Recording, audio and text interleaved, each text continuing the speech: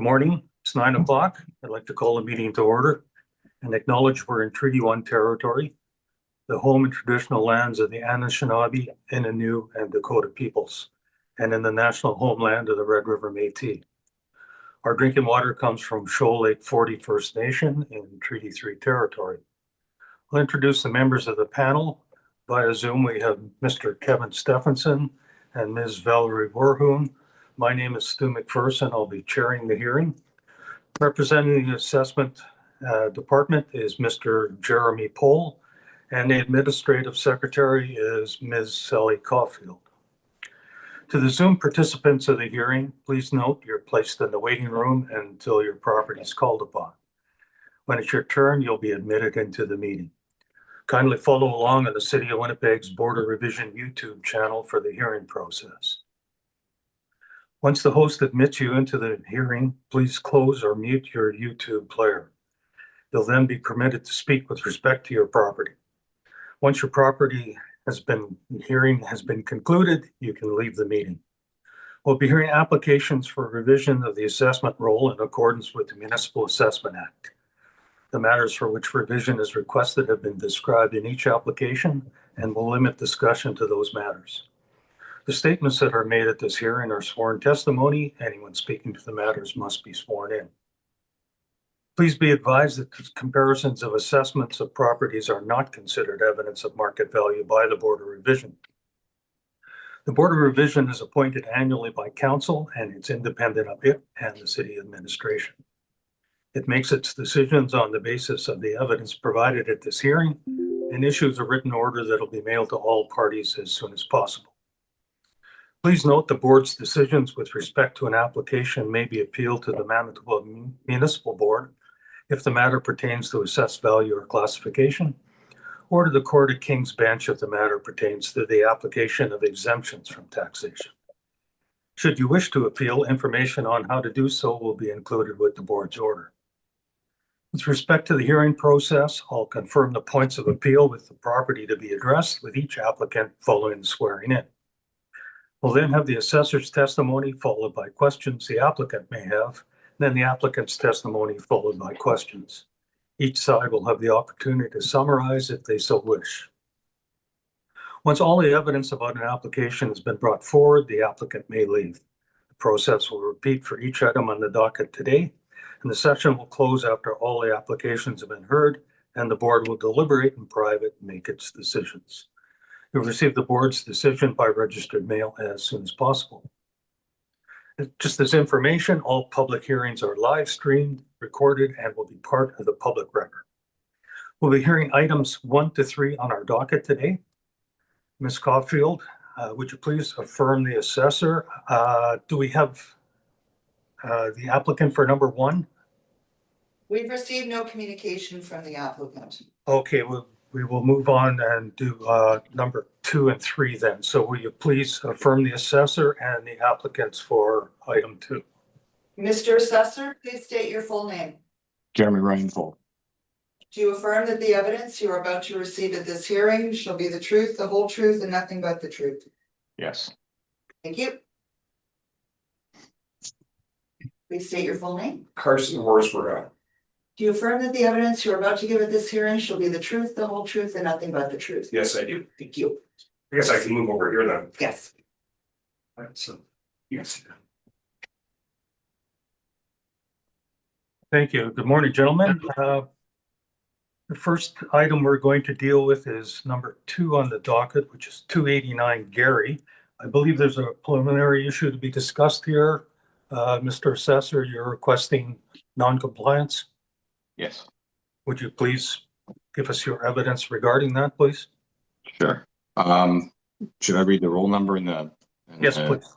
Yes, please. Roll number is 120931260000. Civic address is 289 Gary Street, and the 2026 assessment is for $1,097,000. Thank you. I reviewed the property. The property owner hasn't been responding since 2017. I went through my systems of checks in order to ensure that they didn't respond, and I'll go through that in a moment.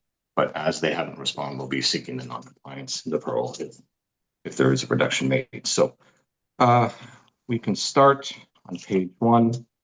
We see that the property owner is 6619593 Manitoba Limited. If we go to my page 48, we see that the property owner was compliant up until 2017. I have brought in the last INE that we have, which is the 2007 INE. I'll get to that in a moment. Okay, On page Mr. 9, check. Mr. Pohl, if you just maybe keep it to the current assessment year. Yes, I am doing that.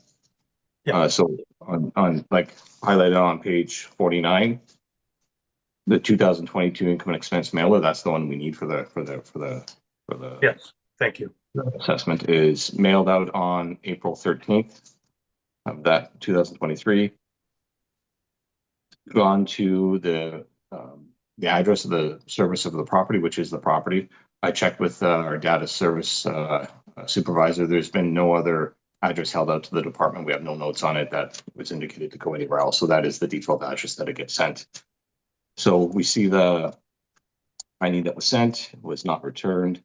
We did a second mailer, page 54. Apologize for the typo. That should say second mailing. June 9th was the second mailing. So we send it by certified mail. It was signed for. Not sure who that signature is. And then we see that it's again blank. We did not get any return on that. If you look at the next page over, I did a company search as well on Blackstone Properties. As we can see that it is the same Manitoba Limited property. So there is an element of owner occupier there in the building. And then on the last page again, 63 is the last INE that we received. It's being sent to the exact same place, to the subject property. So with that, it appears they're non-compliant. We're seeking deferral penalty if there is a reduction. Thank you. Mr. Horsburgh, did you have questions regarding the evidence that's presented on this request? Thank you, Mr. Chair. I've actually prepared rebuttal against the request for non-compliance. So I would like to address that and share it with the board. Okay, we will do that after we finish questioning of the assessor then. Yeah. So, Mr. Stephenson, did you have questions for Mr. Pohl regarding the request? No questions at this time. Thank you. Ms. Werham? I do not at this time, thank you. Okay. I have nothing further. So, Mr. Horsburgh, would you present your evidence first and then your rebuttal? Certainly. May I interject for a moment, Mr. Chair? Certainly. Can I get a copy of the rebuttal? Okay, I am distributing it now. Thank you. Okay. Are you going to drop that to us as well? Yeah, Thank you. but it will take a moment. I've received it. Thank you.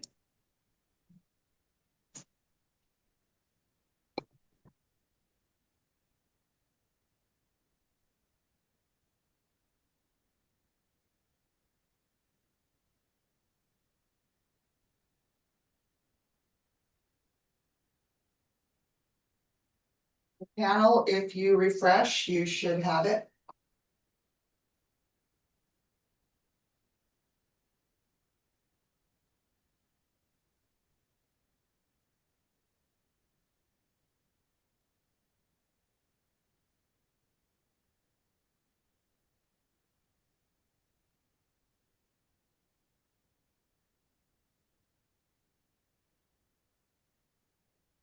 Have you received it, Mr. Chair? I have it. I'm not sure everyone does.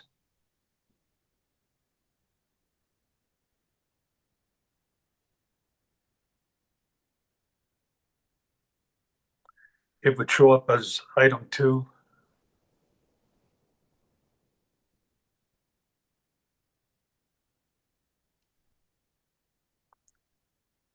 Do you have it, Mr. Stephenson? And Ms. Wareham? You have it as well. Thank you. Okay, you may proceed. Thank you, Mr. Chair. So as mentioned, the property today under appeal is 289 Gary Street. If the board will follow me, looking at the page numbers on the bottom of the page, we can start on page 4. So the subject property is a Class C downtown office building. It's originally constructed in 1906 and subsequently converted into office space in 2013. The property's been assessed with a value of $1,097,000. M&P's valued the property, and we've determined a market value of $806,000 for the property. I'm sorry, I have to interject. Are we not dealing with the, Are we just doing rebuttal first?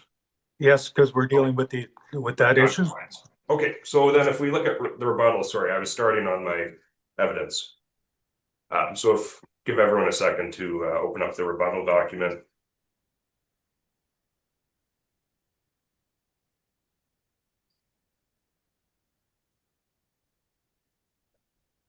Are we ready to proceed? Yes.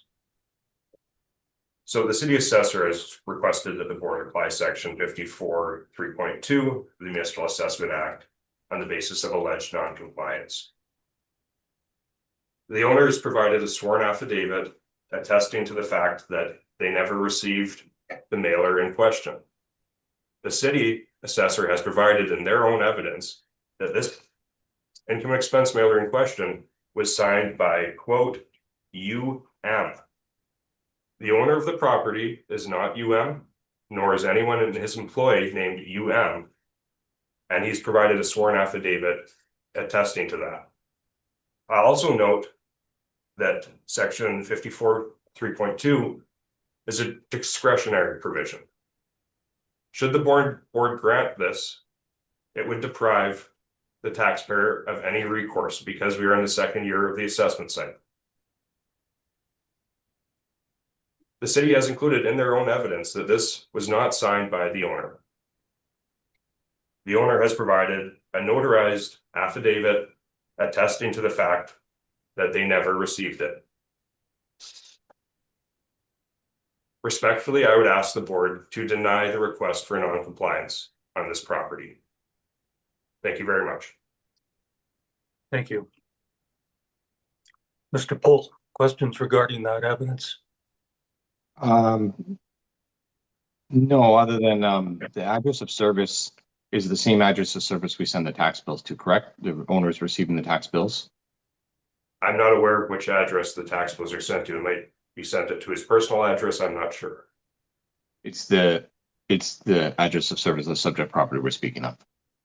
So if you're getting the tax bills, this are mailed to the exact same place. Are you not getting the tax bills either? I'm not sure. Okay, so I mean, you have a 3-story walk-up building downtown. By default, we use the address of service that is on the title, unless the owner holds out another agent or another address. I've checked with the data service supervisor. There is nothing else held out. Can you confirm that the property owner has not held out another address, the service, or another agent? I would have to speak to the owner. I can't confirm that. That's all the questions I have. Thank you. Thank you. Ms. Wareham? My question was asked and answered. Thank you. Mr. Stephenson? Just to confirm, the owners own the building since February 12th, 2013? Yes. Thank you. I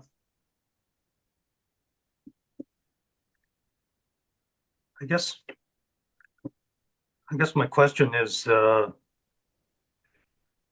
saying that they never received the registered mail. Is that correct? Correct. So did they receive the initial mailing? No, they did not. So they said they didn't get the first one sent through regular mail, nor the one through registered mail. No, the last time they've attested to the last time they received it was when it was filled out and submitted in 2017. And the property's never been appealed. They're, you know, they weren't aware of how this works. They never received it. When they did receive them, you know, as the city's pointed out in their evidence, they have responded when they received them. You know, when you hit COVID, people don't know, this is 2023. And they haven't received one since 2017. You've got 3 years of COVID or 4 years of COVID in there where they never received one, and then they didn't receive them, and that's it, right? When they do receive them, they of course respond. They're not trying to game the system. They provided a sworn affidavit attesting to the fact that they never received it.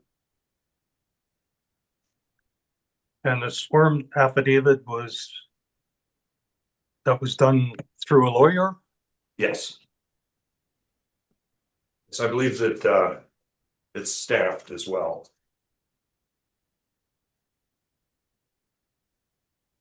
Yeah, I believe, yeah, you can see the stamp. It might be clearer on the PDF.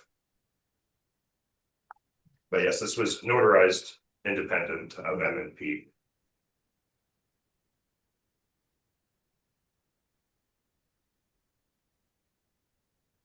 Okay, so it was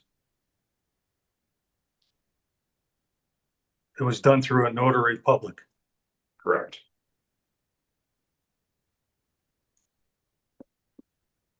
And they're swearing that they never received it and they don't know who signed for it? They do not know who signed for it. They do not have a UM. Anyone who matches those initials, no one at their employ. And mind you, they occupy the upper floor of that building. The main floor is a salon. So it's certainly possible that Canada Post delivered it to someone. I'm not disputing that Canada Post did deliver it to someone, but they never delivered it to the owner.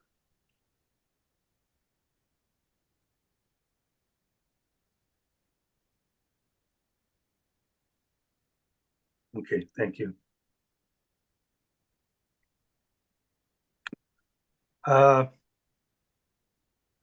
Did you have anything further to offer, Mr. Assessor, before we deliberate? Other than obviously Manitoba case law, Litchison deems it through mail. It's been delivered. It's not imperative. It's not, you need to prove that it made it there, but it's deemed it's made it there. We follow up with a secondary mailer, certified mail to make that next step. It's the first initial mailer failure that is the trigger point. So we've done that extra step. I followed up with data supervisor to see if there's another address of service or agent to be held out. There isn't. Tax bills going to the same place, same address. So I'm at a loss at this point. It appears that they are not compliant. So. Thank you. Mr. Horsburgh, any further comment? I would just provide a summary. Again, we have if Mr. Cole wants to speak to case law, essentially all case law, everything that relates to taxation throughout Canada, the fundamental thing that all courts point to, the benefit of the doubt must be given to the taxpayer at the end of the day. They have complied when they've received it. You have years of COVID, did not receive it for this cycle. They've sworn under risk of perjury that this is true and correct. This is a massive penalty if you grant it. This is a massive penalty. You are depriving, the city assessor has requested that the taxpayer be deprived essentially of any recourse should the board find that this assessment is incorrect.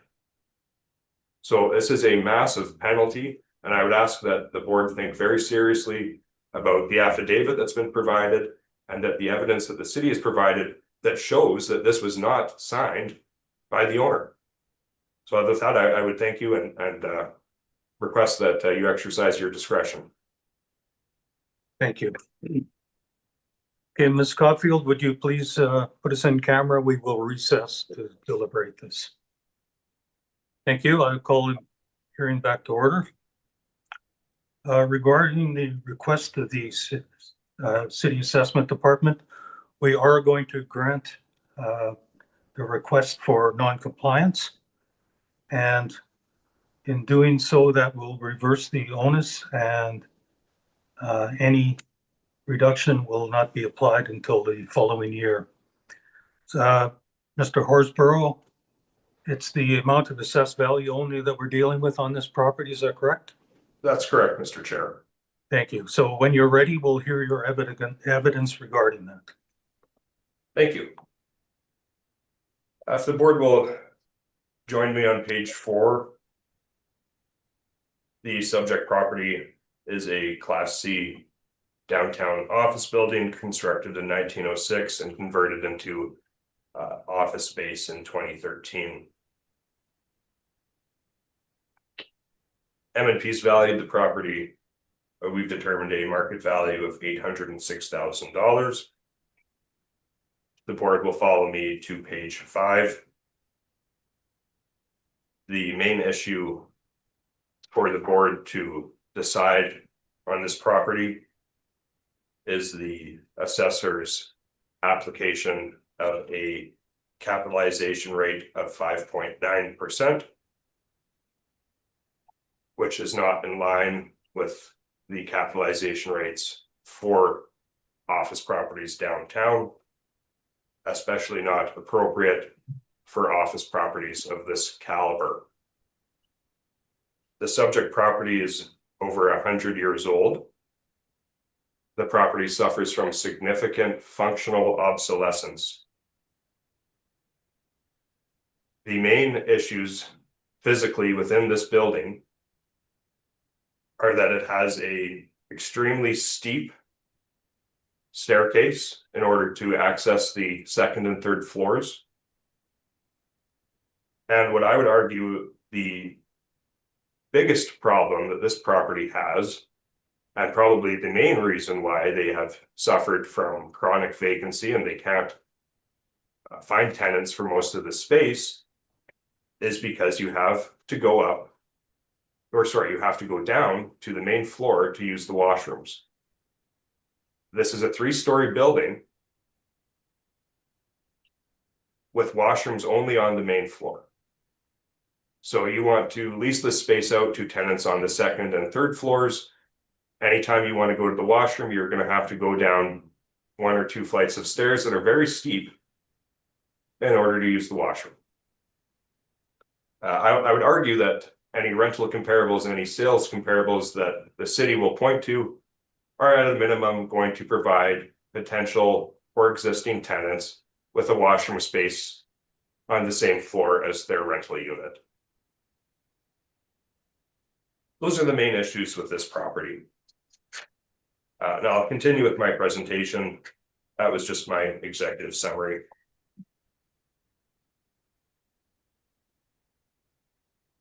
The board will follow me through page 6 and 7. It's discussion of the approaches to value. Property has been assessed via the income approach. M&P accepts that, and we have also valued the property via the income approach. Some discussion of case laws provided on page 7, as well as on page 8.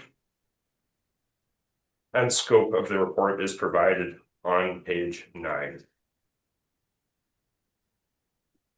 Moving on to pages 10 and 11. I will just touch on the authorized use and user, being the City of Winnipeg Board of Revision. And on page 11, I conclude that the highest and best use of the property is as improved and as it currently exists. Moving on to page 9, I've provided the city's assessment of the subject property. Note the capitalization rate of 5.9%. On page 13, I've provided my valuation of the property. I have accepted the potential income of $86,071 as reflective of market for the property, with a good third of the property being owner occupied. However, I don't accept the vacancy allowance of 13%. I have used a chronic vacancy adjustment of 20% to account for the fact that this property has experienced chronic vacancy since being renovated in 2013. And I'll speak to that later on. We arrive at a net operating income of $60,460, capitalized at 7.5%, which falls in line for Class C downtown office properties. And we arrive at a market value of $806,000. Moving on to pages 14 and 15, provided aerial photographs of the subject property, as well as a street view photo of the property on page 16. Moving on to page 17, we'll speak a bit to the history of the property. Subject was purchased by my client in 2013 for $499,900. Prior to renovations, it had functioned as a furniture storage and warehouse building, and then was converted into office space. Now, as I mentioned earlier on, in my executive summary, one serious issue that this property has, or two serious issues that this property has, and again, in the world of mass assessment, the assessment department isn't looking site specific. They're not coming out to these properties and inspecting them on an annual basis. Mass assessment fundamentally misses these site specific considerations. So I've inspected the property, I've been there, met with the owner, provided a photo. This first photo on the left, that is immediately as you walk in the front door of the building. This is the flight of stairs you have to go up to get to the second floor. Now, this second photo on the right, I think does a relatively good job of showing you just how steep these stairs are. And now you think today's modern tenant for office space downtown, they want it to be wheelchair accessible. They want it to be accessible in general to the public. You know, I won't purport to be in, super excellent shape. I'm not an athlete, but I'm not in terrible shape either. And I can say when I went there to inspect the building, I was out of breath by the time I got to the third floor to meet with the owner. I was sweating. It was actually a little bit embarrassing. So you can imagine, as a tenant or a prospective tenant, do you want your clients hiking up 3 flights of stairs to come see you? The space isn't going to work for a lot of tenants. That's one of the big problems. Second big problem, bathrooms are on the main floor. And I've already spoken to this, but I can't stress it enough that this does not fit the market. How are you going to find a tenant that says, yeah, I'm more than happy to go up 3 flights of stairs to use the bathroom several times a day? It's a terrible design. It's a terrible layout. It just doesn't work. And so I can't stress that enough. Today's tenants for downtown office space, this is not what they want. And that's why they can't find tenants. So let's speak to chronic vacancy on page 19. So part of the reason why they can't find tenants, functional obsolescence. The last time this property was fully leased was in 2017. So for the last 7 years, they have not been able to find tenants. Any prospective purchaser who's going to do their due diligence and have a look through the years of rents and tenancies, they're going to accept that this is a property that's never going to be fully leased. You're always going to have either bad tenants, or you keep a tenant for a year or two, they move out. You're never going to get the covenants that attract low cap rates on this property. You're never going to get those good tenants on spaces like this. So now I provided the breakdown of the table here on page 19. So here's the breakdown of their tenants. So the Natty Group, owner occupied, they take up the 3rd floor, some of the 2nd floor. Blacksmith Parlor, they take up the main floor. They pay rent sometimes, not all the time. So again, looking at the risk profile, looking at the tenants that a property like this attracts, very difficult market to be in. 20% vacancy at a minimum for the last 7 years, 20% vacancy, actually more, 20.5% vacancy. Any prospective buyer is going to look at this and accept that this is a property that's always going to suffer from above market vacancy. Downtown vacancy is at 13% for office buildings. This one's at 20, it's gonna stay at 20. Now, let's move on to page 20. I want to discuss the capitalization rate. So, what is a capitalization rate? Fundamentally, the capitalization rate reflects risk, future appreciation, and the investment quality of the asset. It's rooted in the principle of anticipation. Think about what today's tenants want from office properties. They want amenities. They want parking. This is a property that does not have parking and it does not have amenities. Let's talk about the classification of the property. Definitions are provided for Class A and Class B properties. The subject does not fit into Class A and it does not fit into Class B. The subject property is a Class C asset.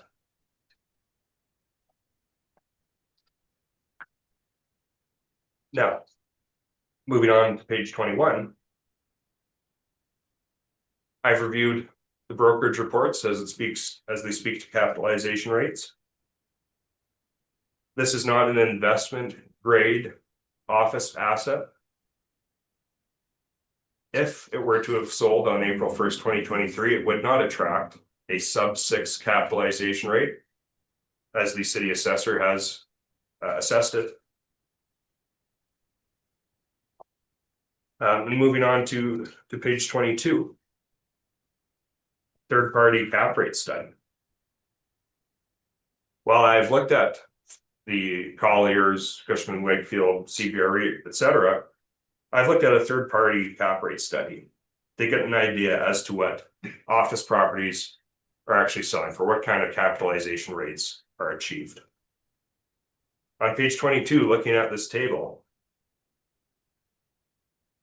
we can see what office properties in Winnipeg are selling for, what kind of capitalization rates they're selling at. Real data from similar properties. I'll direct the board's attention to the sales of 175 Carleton and 133 Main Street. While these properties are larger than the subject, they both sold at capitalization rates exceeding 8%. An 8% capitalization rate could be justified for this property. Now, I've opted to capitalize it with a rate of 7.5%. The only reason why I have not capitalized this property with an 8% cap rate is because properties like this, there is some demand for owner-occupied use. So you do get architectural firms, such as my subject, who do like to buy these properties more as a project and less of an investment, more of a hobby project. They like doing these kind of conversions. You know, architects like that kind of stuff. Business people don't, but architects do. So certainly there is some demand for a property like this, and I don't deny that. And that's why I've opted to capitalize it with a 7.5% cap rate. I believe that's appropriate for the subject. Now moving on to page 23. Just briefly, what influences cap rates for properties like this, office properties? From an investment perspective, the quality of the tenancies. This property just has small local businesses as their tenants. They don't have any large national firms. They don't have any real large, wealthy investment firms that are, you know, renting space there. They don't have very good covenants. I've mentioned before, some of their tenants, they won't pay rent some months, sometimes they will. As a landlord in this kind of a property, you kind of have to accept, I'd rather have some revenue than evict the tenant and face trying to find a new one. That's the issue in the downtown office market that many landlords are challenged with. So now, again, still on page 23 here, we have the City of Winnipeg assessment and taxation cap rate breakdown here in this table. Now, looking at what the city has provided here. And I'll remind the board, this property has been assessed with a capitalization rate of 5.9%.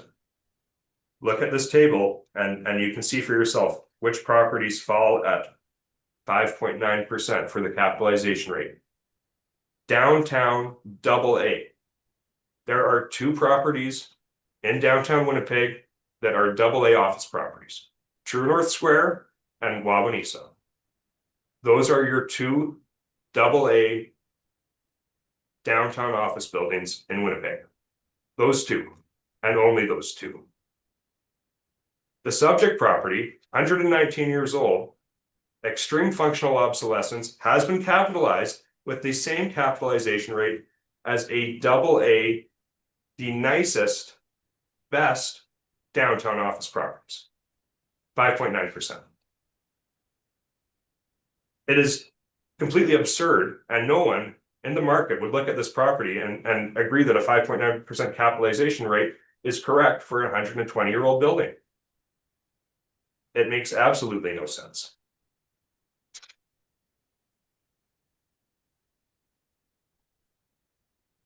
So, with that, I'll bring the board to my conclusion on page 25. Subject property, 119 years old, extreme functional obsolescence, Class C asset, 7.5% capitalization rate, chronic vacancy adjustment at 20%. This is the way the market would look at the property. This is a fair and reasonable market value for the subject. And with that, respectfully, I would request that the board revise the assessment, and I would welcome any questions. Thank you very much. I thank you. Mr. Poole, questions for the applicant? You're muted, Mr. Poole. Can you hear me? Yes. All right, perfect. All right. I do have a few. I will keep it limited to the issues that I see. Your main issue is with cap and vacancy, correct? Correct. As far as rent, did you explore the marketplace? Yes. So you just decided to accept our rent, but not bring any comparables in? I have accepted your rent. Okay. Do you have a, how to phrase this the right way? Do you have a basis of, for this subject property, a marketplace with the incomes and expenses for different comparable properties? Is that a question?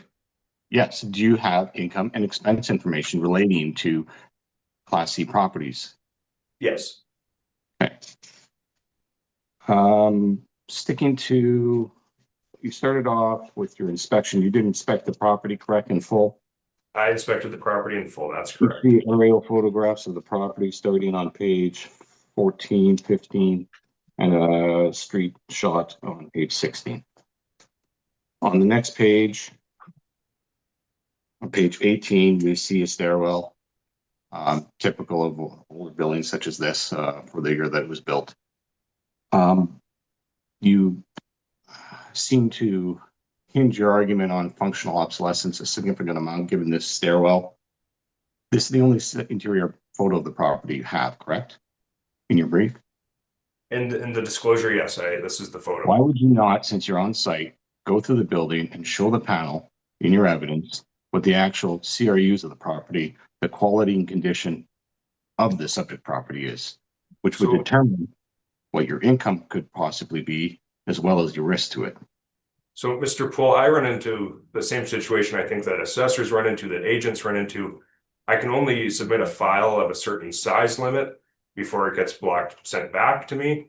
I would have included more photos, but I am limited in terms of the size of the disclosure that I can submit in terms of the megabytes. So I've stuck to the photos that I felt were important. I'll rest on that for a moment. Your submittal is 120 pages, correct? Well, most of it was addenda. And the addenda is mostly other people's work, meaning other bodies of work that you're using from the internet free to access, and you can bring it in your brief. So you have 120 pages of PDF. You can't submit another 2 or 3 pages of interior photos. I guess, so photos take up a far more space in the PDF. All the time, yes, I know. Yes. So I'll wrestle that in my, I'll bring more of that up. Are you aware of the renovations that occurred on site? Mr. Paul, I've spoken to the renovations in my disclosure, so yes, I am aware. Would you consider them inferior, moderate, superior for the year built for this subject property? I would say that it reflects, yeah, a newer building as a result, absolutely. So your life cycle, you're relying on that it is a some 100-year-old building. What would you consider the effective age of the property? I would give this, well, I would have, that would be a speculative question. I would have to do an analysis. I'm not going to throw out a number. The remaining economic life that you have on the property, given the subject property's improvements, and not just the current owner, over time, from some 100-year-old building, over a 100-year-old building, would you not consider that it's no longer a 100-year-old building? No, absolutely not. It has a stone foundation. I believe in your disclosure, you've included photos of the foundation. The foundation's crumbling. So you're relying on a vacancy rate and a capitalization rate based on the actual year built to come up with a capitalization rate for the year, for the risk, versus the remaining economic life, including all the improvements to the property that was made. I am looking at the property and determining a capitalization rate as an appraiser and as an accredited assessor. How would the market look at this property? That's how I determine my capitalization rate. So you're saying to me, into the panel, that your vacancy rate, your income that could be brought in, your expenses that are incurring on site, is in relation to the year built or the effective year built? Actual year built or effective year built? Which one? I look at both.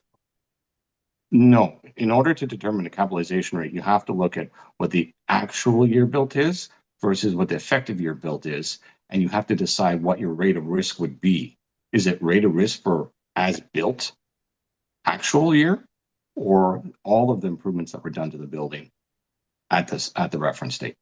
Yes, you factor in both. You look at this property, you accept that it was constructed in 1903 or whenever it was. I think it was 1903 or 1906.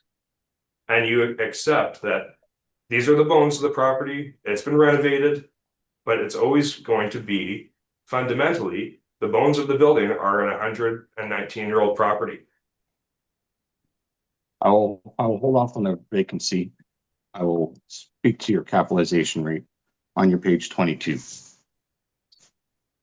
The only real evidence that I see in front of me is done by Altus, now Ryan. Since you're using it in your brief, I will question you on it. 290 Burnell and 383 Dover Court wouldn't apply to the subject property, correct? 290 Burnell and 383 Dover Court. 383 Dover Court suburban office. Same with Burnell. Yeah, so it wouldn't apply to downtown B or even a D. We'll start at 155 Carlton. This is a 19-story OFB, investment grade, correct? Correct. Did you review the income or the expenses in relation to the capitalization rate? That's 7.48. Not any further than what was included in the cap rate study. So you're relying on Altus's work. I don't agree with the way you framed it. We subscribe to multiple different third parties and their data, as do many other of our competitors. So I disagree with the way you framed that, but yes. Did you do any direct investigation on this property? Can you repeat that? Did you do any direct investigation on this property? Of course, I've already said I did a full site inspection of the property. The 155 Carlton. Oh, 155 Carlton? No, I have not inspected that property. Did you do any direct investigation on any of your comparables for capitalization rate? Only to ensure that these capitalization rates were correct and justifiable. And I believe that it a different way. Did you review the income and the expenses in order to determine whether the stabilized income at that point of purchase was correct and to determine the capitalization rate? Not me personally. I accept the third party's analysis. So 175 and 185 Carlton, next property up. Are you aware that that property went under a significant, it's an OFB, and it went under a significant renovation, converted over to multifamily, partial retail throughout the main floor, and about 40 or so % office for the remaining? When it sold at the 8.7 cap rate, That was the reason why it was purchased for conversion. Are you aware of that? I was aware of the conversion on Carlton, yes. So you're relying on a significant amount of risk for a property to be converted over, or a stabilized income stream?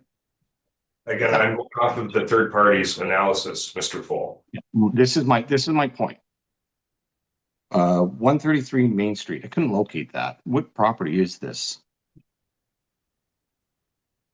133 Main Street. Again, I'm going off of the third party report. That might be the Bell Building. The only one that is near this size is 123 Main Street, and it's not reported at 119,000 leasable area. Significantly more than 169,000. So are you aware, or can you let me know which one this is? That's the only building anywhere near that area of Maine. Okay, well, I'm not sure then, Mr. Poole. And 325 Broadway. I've inspected this property. I've had all these properties under appeal, except for 133 Main and 290 Brunel and 383 Dovercourt. They're off properties.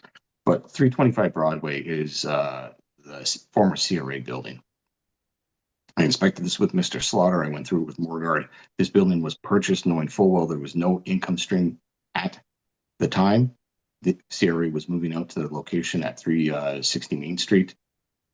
This was a building bought as a shell state, needed a significant conversion to something else. There was no income stream here. They bought an empty building.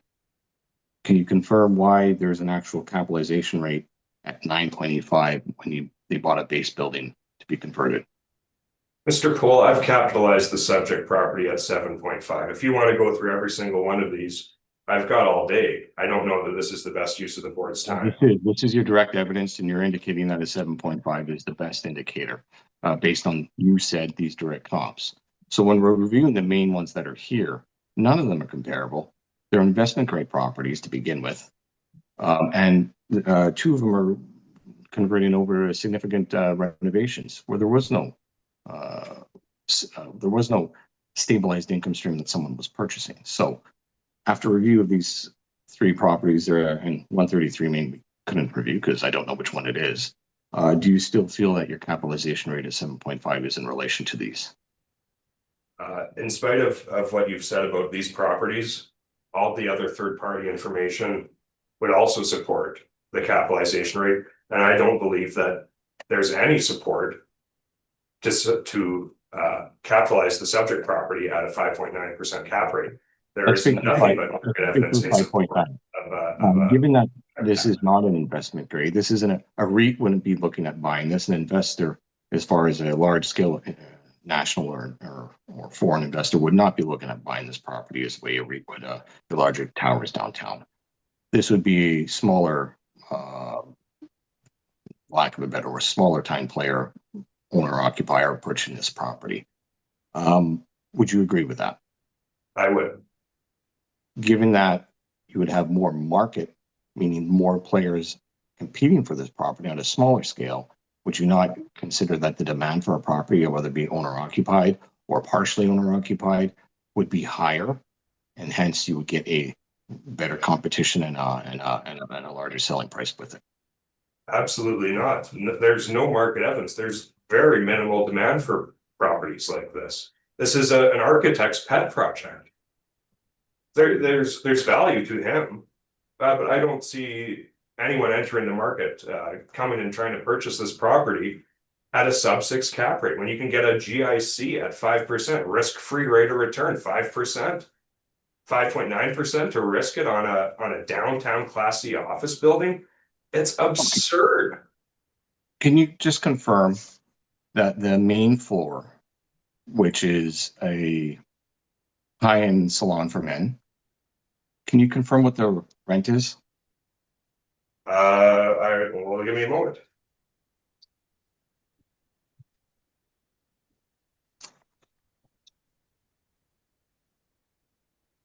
Is it in your evidence?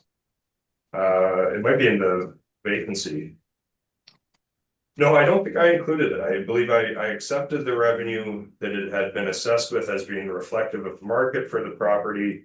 I can tell you that that tenant shut down multiple times throughout COVID. Not what I They- am. A good tenant, they don't always pay. So you say they've got a high-end salon down there. Well, it doesn't translate into a high-end revenue for the bottom line, from an investment perspective. Let me rephrase it. You're under oath. You are effectively your agent for the owner here today, and you have not brought in pictures of your property for the CRUs, the individuals units, and you've not brought in the one tenant you have in the building and what the rental rate is. Again, How Mr. can you The make a onus, determination? this value is How right. can you I have make a accepted determination your on rent. contract versus market when you haven't explored either market or contract? I have explored both. I don't see marketing. Mr. Chair, would you address, I believe that the assessor is out of line here, Mr. Chair. I'd like you to intervene. Yeah, I don't think the assessor's necessarily out of line, but I think you could maybe save that for your summation. Sure, thank you. I'm trying to be forthright, but I do have some issues with this brief scale. From that, I think I made my points. I can move on to my presentation if the panel would like, but after their questioning of the panel. Thank you. Thank you. Mr. Stephenson, questions for the applicant? My questions on photos and rent were asked already. Thank you. No questions. Thank you. Ms. Werhan? Mine also, thank you. Okay. Just clarification, you said the last time it was fully leased was in 2017, Yes, that's correct. and it's been over 20% every year since? Yes, they have not been able to find tenants for the space. And is it the same space that's vacant all the time? Yes, And where is that? second floor.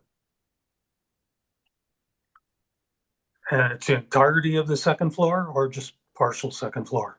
If I'm remembering correctly, it's the majority of it. So the Natty Group has the entirety of the third floor, and then I believe they do have a small section of the second floor.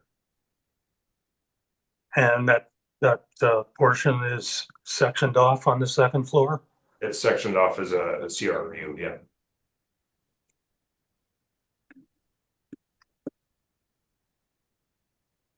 Okay, I thank you. Mr. Pohl, we'll hear your evidence, please. Thank you. The chronological age of the property was built in 1906. We have an effective year built of 1980. There was significant renovations done to the property throughout the years, as I'll show in my pictures as we move along. We have a leasable area of 6,087 square feet. We do have a basement area as well. The last sale on the property was February 12, 2013. It was for $489,900. I'm not relying on that sale, obviously, but that is the last transaction that did occur. And there was a subsequent starting of renovations that happened after that. I do have some file photos. I have not inspected the property. I was hoping to get interior photos of the property, current one, but we didn't get that through the agents. So on page 3 is the street view of the property. It is as you see it. The next page over is just a small description of the property. And this has had a number of uses over the years, whether it be multifamily, other office or furniture store. Currently, its main floor is a high-end retail nail salon, if you guess you would categorize it as that, and the upper floor is our office. So I looked at permits to see what was done to the property. We do have permits ranging from in 2014, there was appears to be a significant renovation done to the property, as well as tenant fit up for the main floor for the nail salon, I should say. So I did bring those in.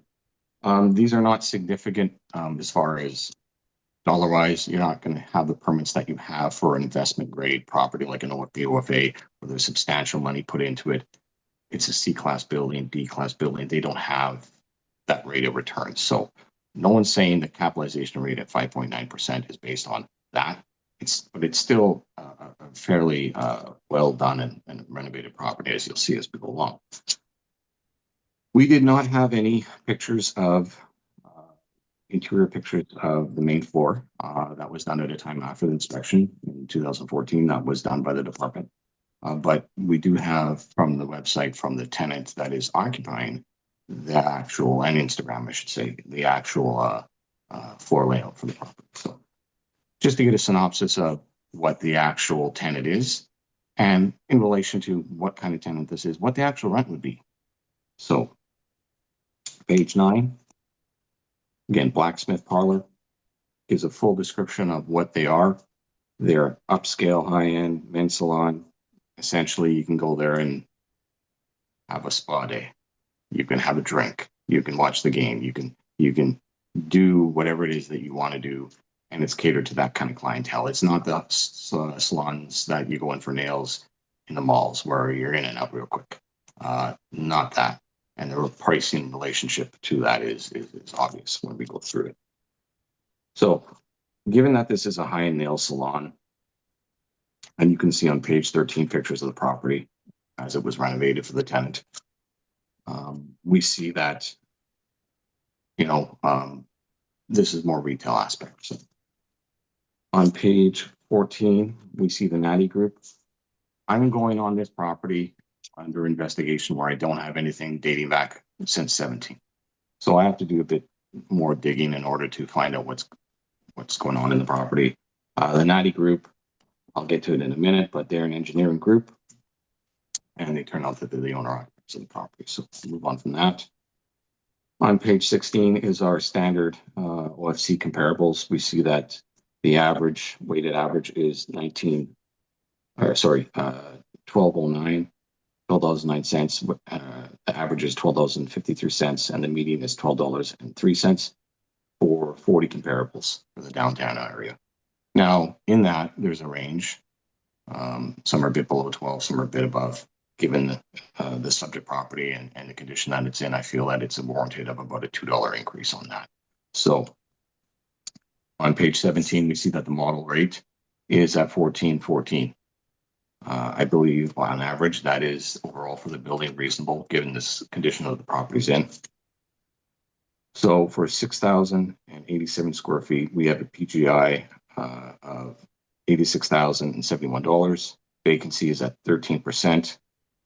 Effective gross income is then $74,882. So our expenses non-recoverable about 3%, and shortfall at $10 is $64,723 for net operating income. And again, capitalized at 5.9 gives a $1,097,000.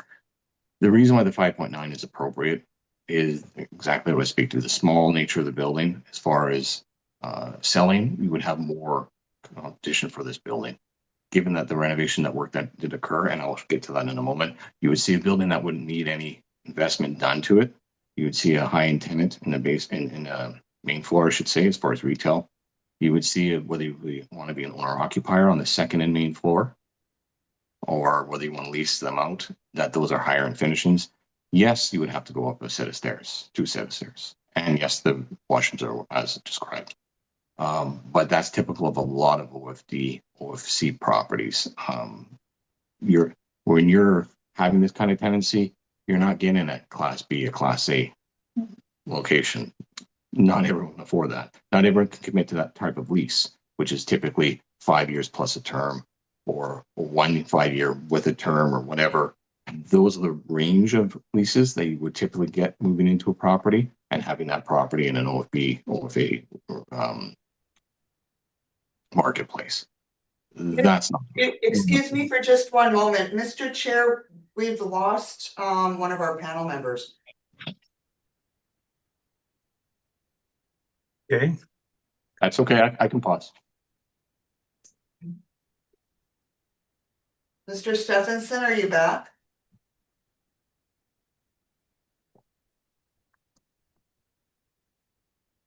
this Ms. Caulfield, Yes, perhaps we should take a short recess while we see if we can recover our panel member. all right, 1 moment. I'm here. The power went out here in River Heights. Sorry. Oh, he's back.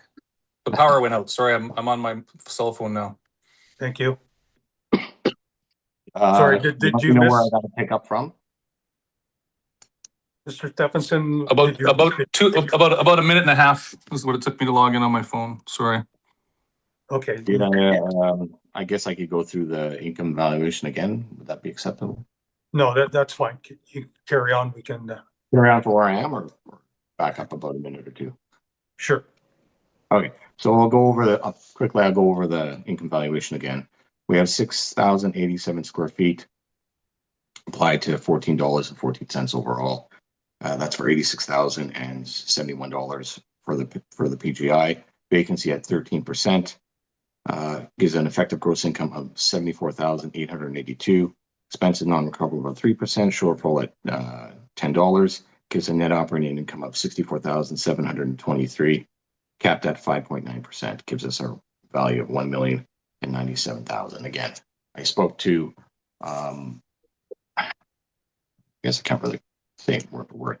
I spoke to the 5.9% as far as cap rate. That would be reflective of what the type of rents would be in the property, condition of the property. You have a high-end main floor tenant. You have high-end finishing in the second and third floors. You have not a need to reinvest money. So when someone's purchasing, they're buying an income stream on a go-forward basis that really doesn't need anything else. And I spoke to whether the 5.9% is the same as investor grade B or A's. That's not in relationship. We're not saying that. The reason why those capitalization rates are the way they are at the range they are is because you have a higher rate of return on what you invest in back into the property. So those renovations that you would have, those tendencies that you would have in those higher end properties aren't in relation to the 5.9%. So we're not saying that in this type of property here, you wouldn't see the 10-year plus a term of 5 or 5 plus another option that you would see in those higher investment grade properties. We're not saying that. What we're saying is that this is a smaller property that you would have a larger amount of competition from non-REIT, non-investment grade purchasers, and that would relate to higher competition and a higher selling price. And when you take the aspect of that the property has the renovation work that it's done, the main floor tenant, the income that would be, and the expenses that you wouldn't have to necessarily put out anymore, that would push the capitalization rate down, and that would keep the vacancy rate at a lower level. So at 13% for the vacancy rate, it's hard for me to review what happened after 2017 because they haven't reported. But given the physical state of the property, I think that the vacancy should be at least at market, which is 13%. So I don't believe it should be a chronic vacancy at 20% or 25% at a max indicates that you have a problem with your income stream. You have a problem with occupancy. There's a significant portion of your building that won't be able to generate money, won't be able to have tenancy in it. And that's in the foreseeable future on an investment horizon. If you have that, you need to document it. You need to show a vacancy study that is there, that there's a barrier to market keeping market from coming in. From what I see, that there is no barrier to market keeping market from coming in. You have a main floor tenant, you have an owner occupier on the third floor that's admitted that it's also occupying a portion of the second floor or possibly more of the second floor, given that they don't have a tenant in there when I use the space until you get a tenant. But we see that majority of the building is occupied. So from that point, I'll get on to the pictures of the property. Page 20 starts the review of the property. Just off Portage on Gary Street. We see from file photos from 2014. Again, I haven't inspected the property, but we do have file photos that occurred right after the purchase of the property, about a calendar year after or so. So starting on page 21, we see that the property is very well maintained. renovation work that did occur on site, it is not a 1906 building. It's not a 1956 building. We have an effective age put on at 1980 for a life cycle of 60 years. I think that's right in the middle. I think that's pretty reasonable, given the work that we've seen. So as we can see here, it is for a C building of this year, significantly well done. This is not minor. This is not I changed the carpets, I changed the paint. There is, as you go through, and I'll just let you flip through, I'm not going to go through all the pages, but as you go through the property, you see that there's a sign finishing. You would expect that if this went to market and it wasn't owner occupied, that this on the second floor and the third floor would get a better than average market, meaning that markets are around 12 and a half for average. This will get about a 14, maybe a bit more than 14 for the second and main floor. And for the retail aspect, or sorry, for the second and third floor, for the retail aspect, you're going to get a higher amount than that on the main floor. Retail is almost always higher than office. And I would expect to get at least about a $15 to $20 rate on the main floor, given that it is what it is, as you've seen for a high-end salon. So as we can see here, and I hope there's no discrepancy on what we're looking at. I was a little disappointed that we didn't have a complete review of the property in the brief. We needed to see what was actually being, what would be at market, what would be rented. We didn't see any of that. We just saw a stairwell. So as we go along, we see that all of the properties finished. When we start getting to page 37, we speak to the, 36, we speak to the washrooms. As such, yes, they are on one floor. Yes, they are nice, but they are standard. There's nothing spectacular about these ones. They're just regular washrooms, but they are in good. They are in good shape. They are in good rapport. They were done. So page 39 shows the basement area, and I'm unsure if the basement area is the finish as it is as a current state. It looks like it was being photographed while it was being done, so it looks like it is finished or in the process of being finished. So this property owner did put a lot of work back into the property. The effective age, I think, at 1980 is reflective of what it should be, with the exception of possibly the main floor, because that happens significant time after. But again, you'd assess for that. If you could review what the actual contract rent was, you do in relationship to the market, you're doing a leasehold contract analysis, marketplace analysis. We don't have that rent here today. So, and we do know the rest of the property is owner occupied, so there is no rent. From that point in time, we can flip to ownership of the property on page 61.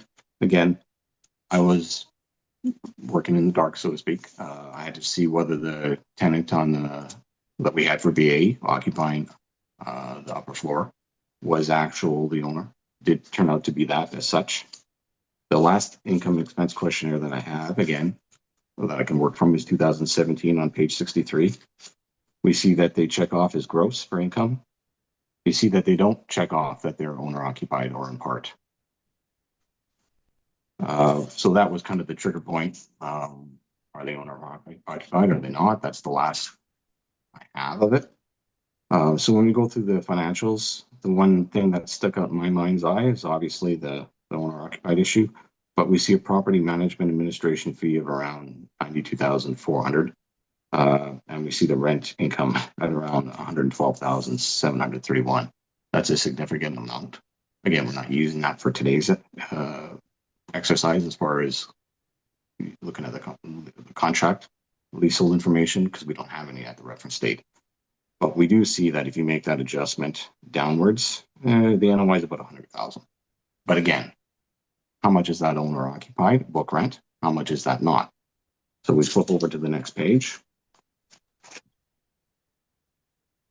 We see blacksmith parlor, which is the rent that was in place for the main floor tenant. We don't know if that's current, meaning are there step ups for the rent at the reference date? Is that the initial rent at the at the start of the 2016. We do see that Accurate door is in there, and they are not owner occupied. We see Queenston Developments. Doesn't look like they're owner occupied. Those two tenancies, I believe, have left. And we do see the Natty Design and Development still there on the third floor, and they are owner occupied. We know that now. We see that on the assignee that they didn't check that off here either.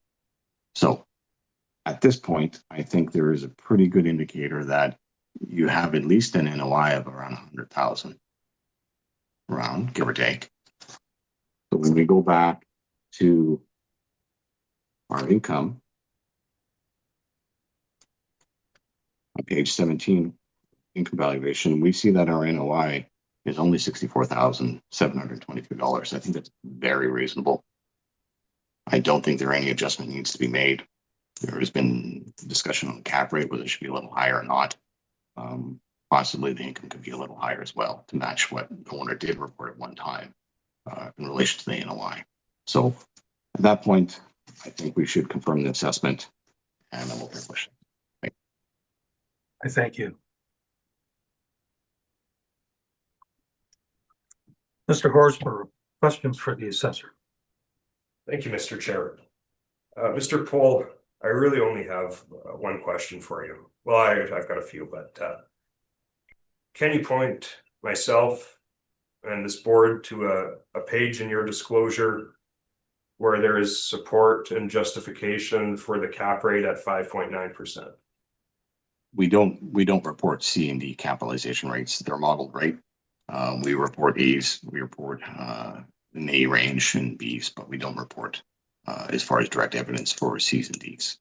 Okay, so on page 19, would you agree, or perhaps my eyes are playing tricks on me, would you agree that on page 19 of your disclosure in the capitalization rate table, that there's a line here, the first line, downtown AA, OFA 5.9, 5.9? Yes. That's correct? I said the A range. There's A and double prime. Okay, and then the B range, would you read that out for us? What's the B range? OFB downtown would be 7 for the department. 7. And again, subject property, is the subject property a double A downtown office building? No, it's a much improved C. Okay. Thank you. No further questions. Thank you. Ms. Warren, questions? Mr. Pohl, and correct me if I'm wrong, you didn't inspect the gentleman's salon then, right? No, I just did an investigation as far as what we had on file, our last inspection, which was in 14.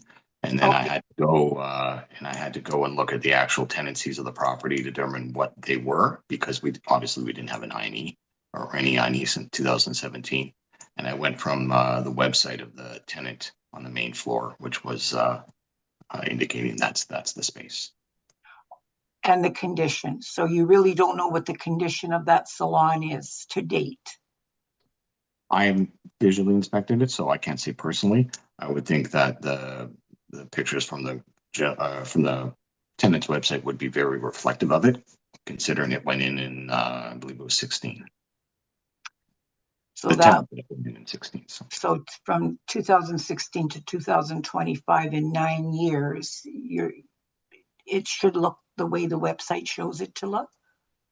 I would assume, and again I have to assume, that tenant wouldn't have re-renovated that space given the lease that they're under.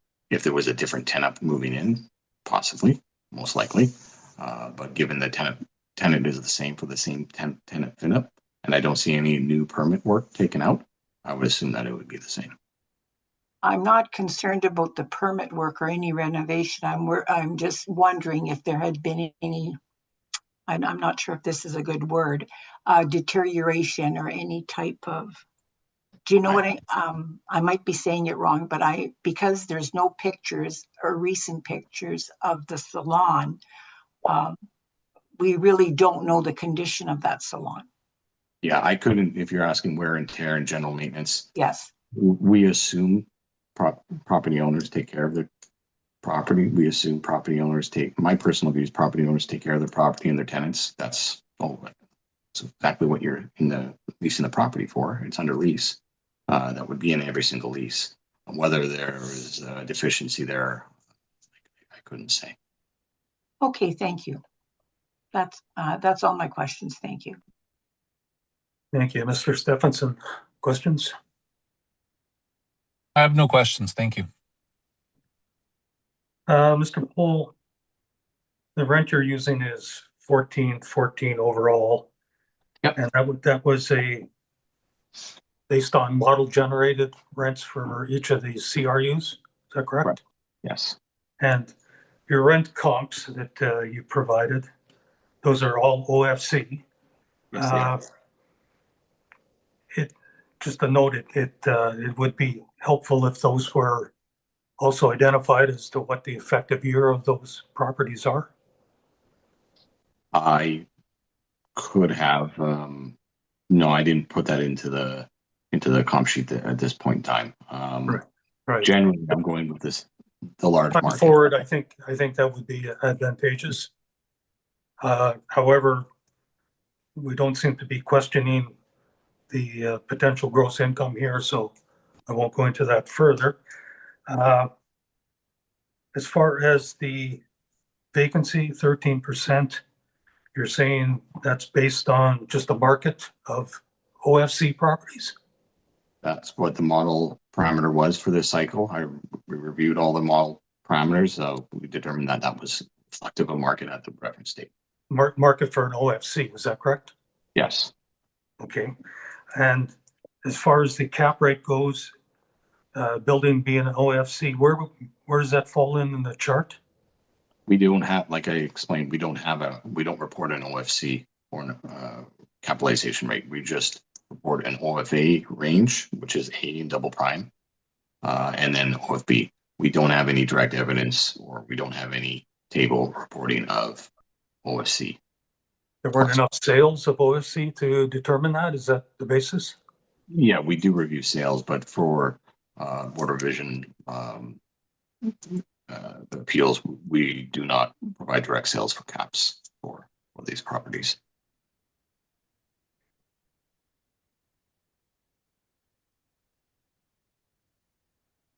Okay, thank you. And you made mention of the basement being finished, but there's no valuation placed on the basement, is it? I don't believe so, no. Like no, it's just the upper CRUs. Okay. That's why I was indicating I'd like to have seen, because it does look like it's in progress. But I don't have any BA for the basement, meaning we don't release a business investment and a property or tenant in the property in the basement. So I would think that there would be none. Okay, but you weren't refused entry into the property to inspect or anything? No, I never asked for an inspection. There wasn't enough time for an inspection for this appeal. What I was hoping was, given that the agent took a picture of a stairwell, that there would be pictures of the CRUs that we're supposed to be valuing. We didn't see one in the agent's brief, so I'm, again, working in the dark. I'm assuming that from the file photos that I've shown in 2014 of the CRUs of the upper floors and the website of the tenant, who is the occupier of the main floor, that the condition overall for the property is very good. And it's remained good. As far as the question of general maintenance, I don't think anyone's been in there since 2014. We assume that they're taking care of the property. Thank you. Okay, desire for a summary, Mr. Horsburgh. Thank you, Mr. Chair. Just a brief summary. Fundamentally, the issue with the assessment of this property is the cap rate.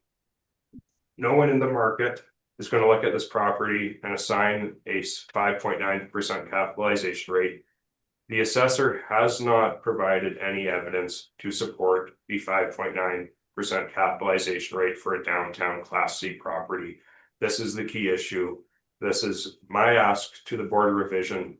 Please revise this assessment to reflect what the market value actually is. Thank you very much.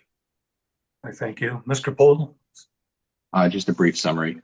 we see no market exploration of the agent for as far as market rents. We saw no exploration of the contract rents that are in place, owner occupied for the one tenant. Obviously, there isn't a rent there, but for the main floor, I should say for the owner occupier, there is not a rent there, maybe a book rent, but it's not something we should be considering. And there is obviously a lease in place. We didn't get that information at the reference date for what they're actually paying. We see that the capitalization rates that the agent relied on were for investment grade properties, 2 of which were undergoing substantial renovation and we're going to continue on in their use. The property owners who purchased them bought them for redevelopment. We can see that those properties aren't in relation to a Class C building. Those shouldn't be used as a litmus test. So I don't think there's any capitalization rate there, and I don't think there's any review of the actual incomes that are there. The agent relied on agreeing with our expenses and agreeing with our rental information that we had on file, or I should say as far as our parameters, but disagreed with the cap and disagreed with the vacancy. The vacancy rate I have some issues with because at a 20% you assume that it's chronic and there's something wrong. You can't get, there's a barrier to market. That you can get a tenancy in there. What we see that there was 4 tenants in there at one point. We see that from disclosure here today that 2 of them have left, and that the owner occupier is using the entirety of the 3rd floor and is using a portion of the 2nd floor, and we have a tenant on the main floor. The majority of the building's occupied. Right away, that should end any chronic vacancy consideration. We see that from the finishing that we have in the property, as I've shown in my brief, it is a higher end C. It is very high end on the main floor. It is high end on the 2nd and 3rd floors. We see the finishings would be of a greater nature than you would see in a typical C. And you would think that if it were offered to market, that you would get a higher rate and a higher occupancy in that building. And that's the relationship that I see. As far as washrooms on the 1 floor only, well, that's what you get in a C most often. That's what you get in a D, in the lower end range of the office marketplace. So I don't see that as an issue, unless the tenancy that you're looking for is going to be an investment grade tenant with an investment grade lease and a B and A range, which you wouldn't be considering here today. So that's why I was indicating that the capitalization rate that we see for those properties being brought in as comparable shouldn't be relied on here today, because they're a different class of property and different class of income and tenancies that come with it. So at 5.9%, I think, and vacancy at 13%, I think that does capture the better nature of this property, and the smaller size of the property, meaning that if you are going to purchase this property, smaller time business people would be able to purchase this property. You get a higher rate, or you get a higher competition for the property and a higher sale price for the property versus say a REIT, which, those investment grade properties only have a certain amount of players involved. So from that, I think the overall valuation of the property is reasonable. I don't think there should be any reduction, and I think the assessment should be confirmed here today. Thank you. I thank you. With that, we will conclude the matter regarding this property. Does anyone need a short break at this time? Mr. Susser, are you fine to continue? I'm fine to continue. And Mr. Applicant, you're fine as well? I'm fine to continue, thank you. Okay. And board members, we can continue. Okay, thank you. Then we will move on to the next property, which is number 3555 Broadway. So, Mr. Assessor, when you're ready, we'll hear your evidence, please. Sure. Roll number is 1209115250, 555 Broadway. The 2026 assessment is for $1,428,000. The actual year built was 1978, and addition put on in 1983. We have an effective year built in 1983. We have a total leasable area of 10,963 square feet on file. There'll be a bit of a variance on there when we get to what was reporting. Page 2. We do have to go through this. There was a sale on the property. It was post-reference. So what you'll see is the ownership group has changed from what we have under appeal today versus what was being reported on the INEs. I'm not putting any weight on the sale. We do have to address that though. So it was a sale post-reference. So at that point, the ownership group is allowed to appeal. That's why we're here to phrase it the right way. It just looks like it's different owners. So I do have to address that. So. Page 2 shows where it's located, just off Broadway. Or I should say on Broadway. Page 3 shows the subject property. Again, it's a Class C 3-story. And it does have a significant amount of parking available to the property that services the property. And that will be a point as we raise along, as we go along. Page 5 is a better indicator of the layout of the lot. You have parking up against the building. Then you have 1, 2, 3, 4, 5 rows of parking. Sorry, 6 rows of parking. My mistake, 5 rows of parking. So I went over a bit of a time lapse here just to see the volume of parking that's incurred. So I went year back, over about a decade or so, just to get a good review of what's going on the lot. We see that there is parking and a substantial amount of parking throughout the history of the property. It's not being underutilized. So on page 9, we'll go through the parking income. So we have a stall count of 30 with a monthly stall net rent of 45, which produces a net operating income of $16,200. Capped at 5% gives us our $324,000 for the property. I made some notes here because we had to go through it a bit more detail than I usually would, but in the 2022 INE, it reports stall count of 20 at $110 a stall per month. And it doesn't report any parking income. Right, that's a trigger. Are they reporting income? Why is there a discrepancy between, which would later be determined 57 stalls on site? And of course, I'm also looking at a few of those stalls being up against the building, which wouldn't be parking, to be non-income generating, visitor parking, whatever parking for people visiting property or use of the owner or whatever. So there's a few there that I wouldn't necessarily count. We're indicating that there's about effective stall count about 52. So when I'm looking at the rate of return for the income, all those parkers are paying, they're on site. There is no income being shown. So what I'm looking at is that embedded in the leases that are in place. Are they not? Why are you only reporting what you're reporting versus what's actually on site? So what I went through is then went through our marketplace analysis. We brought in parking, surface parking from Galt to Edmund to Sherbrooke to Spence, Baltimore, Good.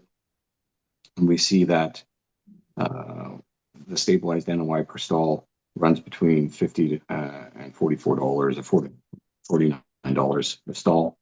We look at the most nearest property to the subject property. 215 Good reports 52 stalls at $125 per month gross. And we see that on the picture below that. Highlighted in red on the bottom is the subject property. And about 6 parcels down is the 215 Good.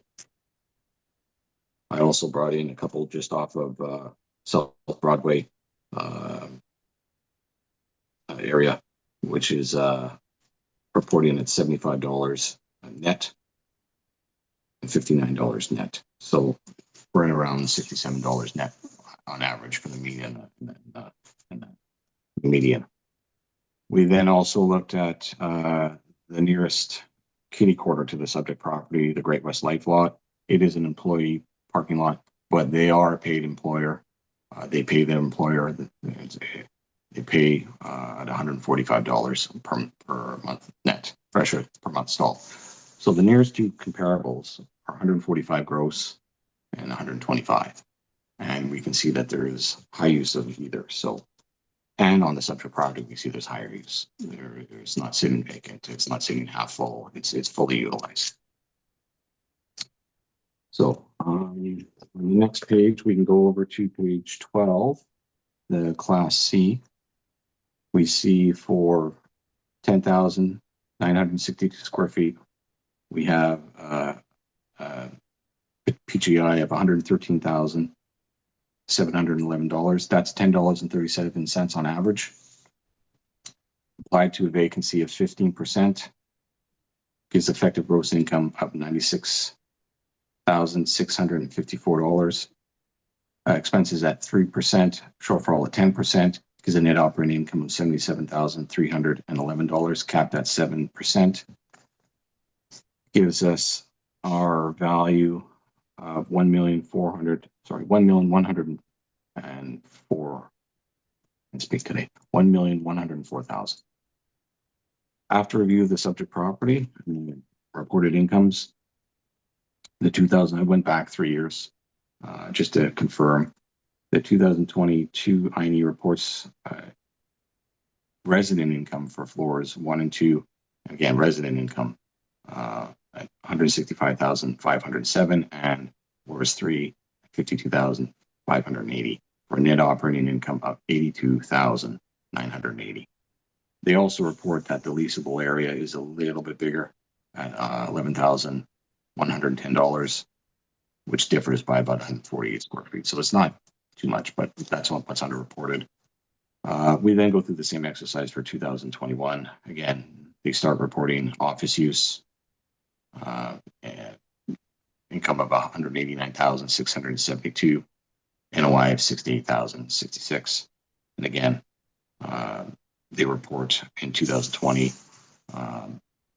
$206,010 for income, and an NOI of $92,192. So, and they also report, and this is where we kind of get into it, tenancies that are both not owner occupied and fully owner occupied.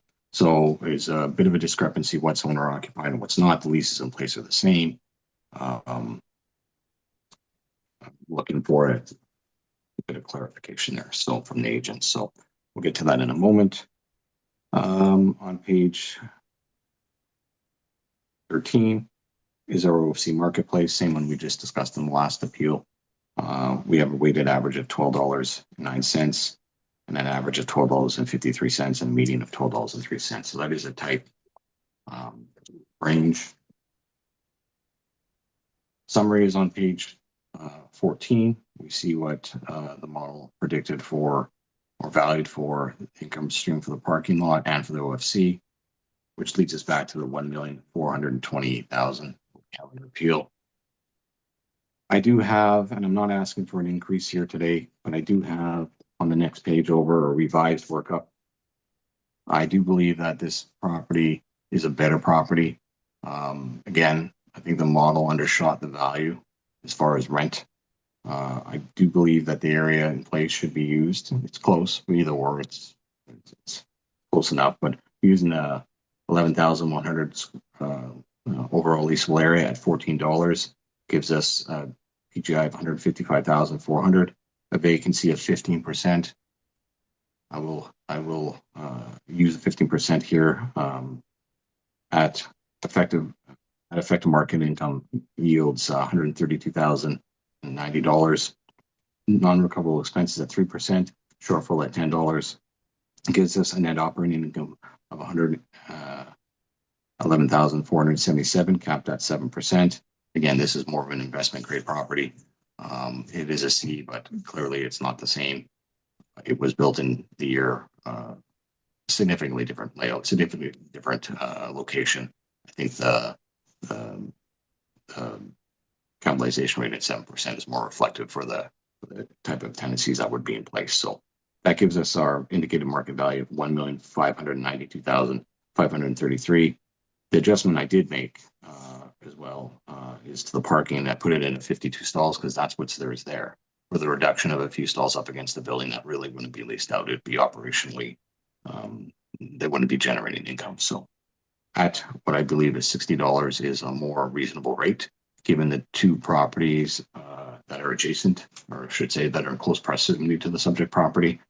Net at $60 when they're at 145 gross and 125 gross would net down to, I think a $60 rate is reasonable. And that is in line with the other comparables that we see throughout the comps that I brought in.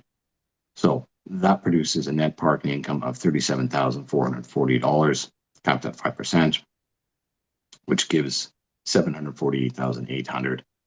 So the total market value that I would see that most likely would be $2,341,000. And that's what I feel the market value should be for this property. Again, I'm not asking for an increase. It wasn't the exercise for this purpose for this appeal, but after review, I do think the model value is a bit undershot. So with that, questions. Thank you.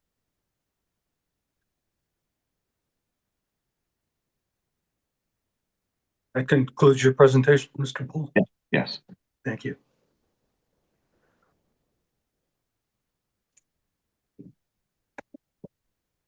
Mr. Horsburgh, questions for the assessor.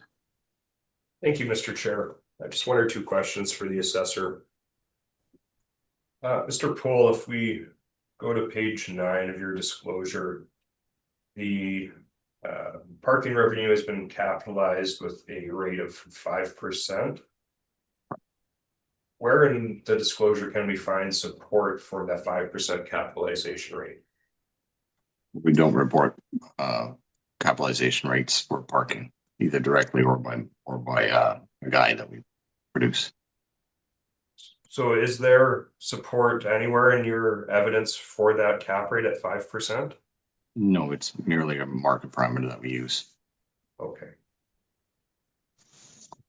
In your opinion and your analysis, did you find anything that points to 5% capitalization rates for parking?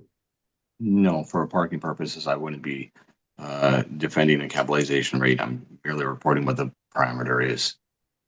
Okay, and so the subject property, we have one roll number, and is this correct? It includes both the building and the parking lot? Yes. And so if the property were to be sold on an open market, buyer would be buying the building, which includes the parking lot, correct?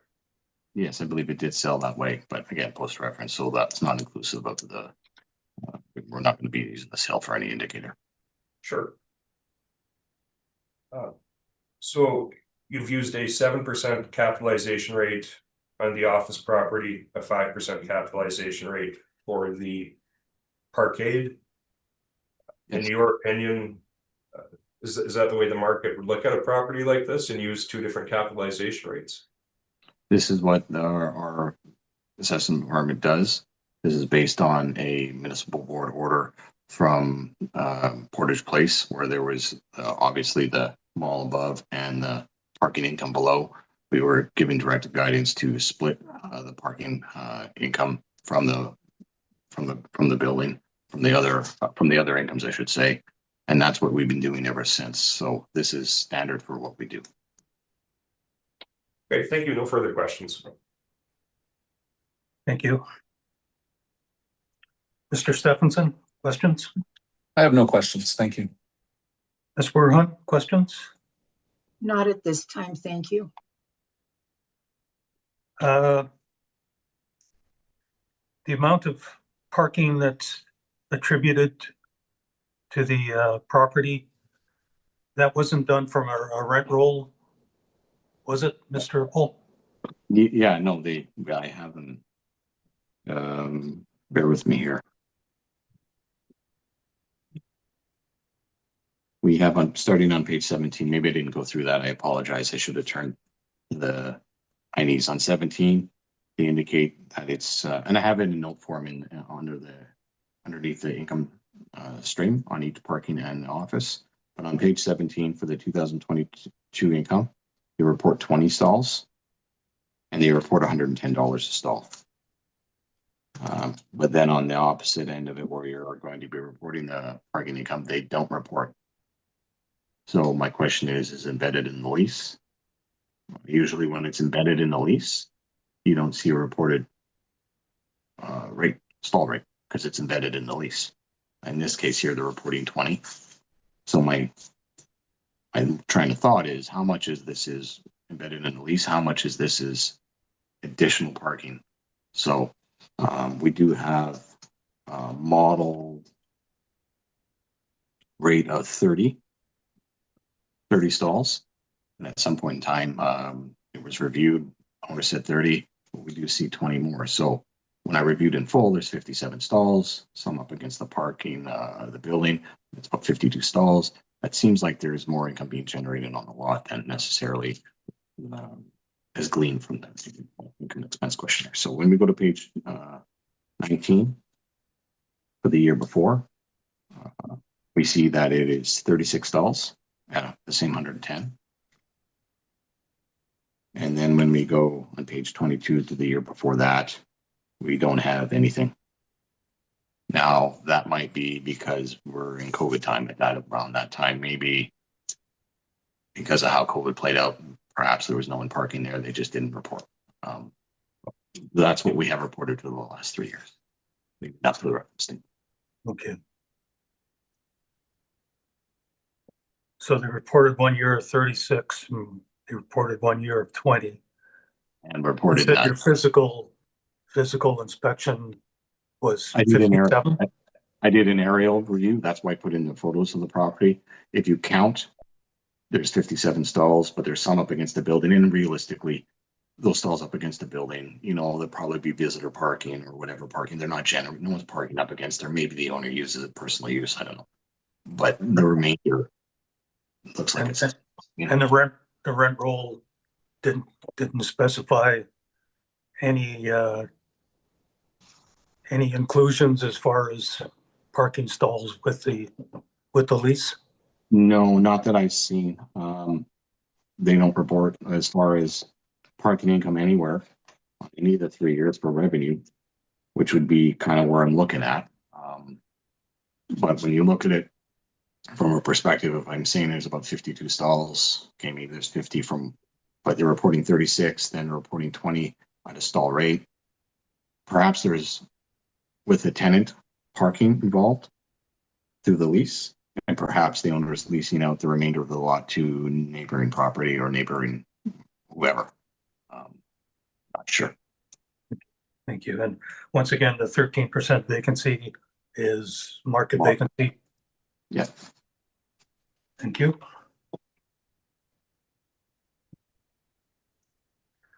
Mr. Horsborough, we'll hear your evidence now, please.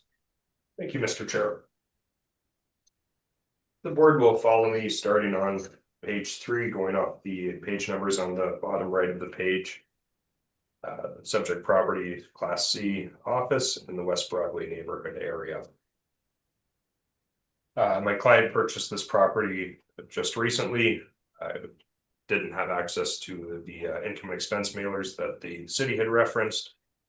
However, in reviewing the assessment, I did find some issues, and M&P has determined a correct market value of $1,125,000 for the subject property.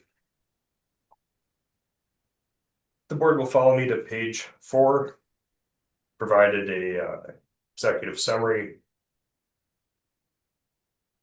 Problem with this building, and I pointed out later on in my disclosure, it's right directly on the cusp of downtown. So in terms of determining what's an appropriate capitalization rate for a property like this, because it is right on the cusp of downtown, I would consider it, and the market would consider it, to be a downtown office property, as opposed to suburban being quite literally in the suburbs. So in looking at the property and in looking at it from an investment perspective, what kind of tenants is a property like this going to attract? What kind of covenants do those tenancies offer the landlord? As far as I'm aware, this property has had difficulties with vacancy At the time when my client purchased it, 2/3 of the property were vacant. Certainly there is some parking income that is attractive for a landlord. And certainly that is factored into my valuation of the property. But quite fundamentally, the issue with this property is the cap rate. And while we aren't super far off, I will address that it should be capitalized and the market would look at it with a 7.5% cap rate. So now moving on, we won't go into the approaches to value. The property's been assessed via the income approach. I accept that that is the appropriate way to value the subject property. Some discussion of case law, authorized use, and then we can move on to page 11. Page 11, that is the assessment for the property. It has been assessed as a Class C office property, hence why we can see OFC and then PKL for parking. I assume the L maybe means land. So the property has both income derived from the office space as well as from the parking.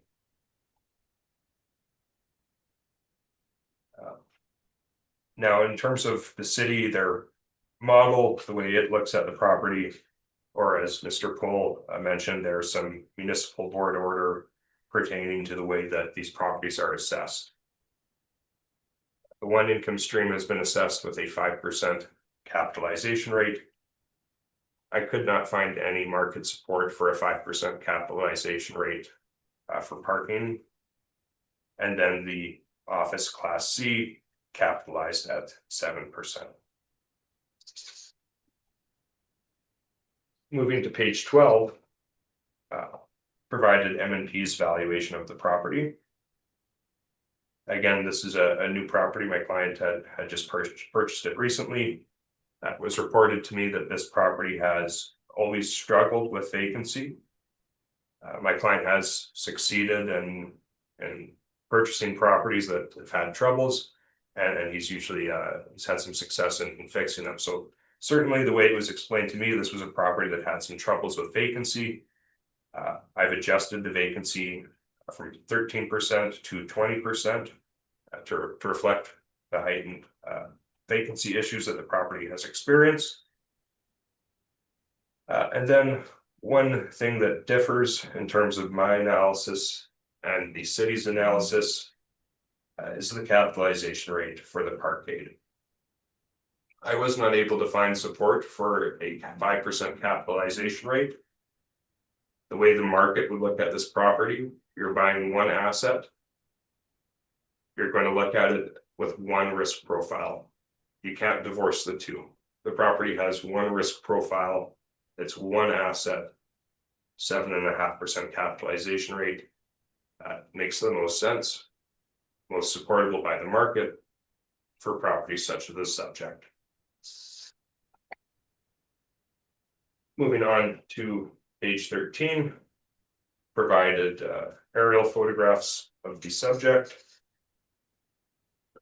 Not sure what happened to the photo on page 15, but hopefully that's just a printer error on my part. But on page 14, I provided the map of downtown Winnipeg as per the city of Winnipeg. And we can see that the subject property is right on the border. So my analysis of the office market for Winnipeg, this would be considered a downtown property. That's the way the market would look at it. Page 15, additional photograph, as well as more photographs on pages 16 and 17. I haven't been to the building myself for a full inspection as of yet. Property was just very recently acquired by my client, so I haven't had the opportunity to do a full inspection. However, my client did provide me with some photos. And so I have included those photos for the board's review, starting on page 18, 19, 20. Not particularly good photos, although mind you, I am looking at the black and white copy of my disclosure. The building's dated. It shows like a office building that was probably last renovated in the 90s. And you can see from the photos, that's the reality. That's this property's position in the market. So when the property was acquired by my client, as far as I was aware, as of April 1st, 2023, that the property had been 65% vacant.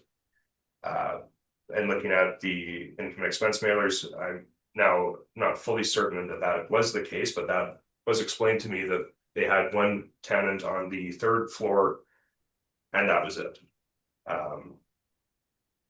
Nevertheless, I haven't pushed for a 65% cap or 65% vacancy rate in the property. I've looked at the property with a 20% vacancy rate, which fits with where the market's at, and it fits with the subject property itself. So now speaking to the capitalization rate, still on page 21. Again, the cap rate reflects risk, reflects really the principle of anticipation. What kind of a return can you get from an investment perspective? The office market in Winnipeg, investors are extremely bearish. It is a market where we have had new supply come online, and very good supply. AA classification office properties coming online in Winnipeg. And that's had an impact on the market. And certainly for someone with a Class C property like this, right on the periphery of downtown, unless they're going to really invest a lot of money into bringing this property up to current market standards, as it exists, difficult sell. So on page 23, I've included the third-party capitalization rates. The assessor has certainly made the board aware of some of his issues with those.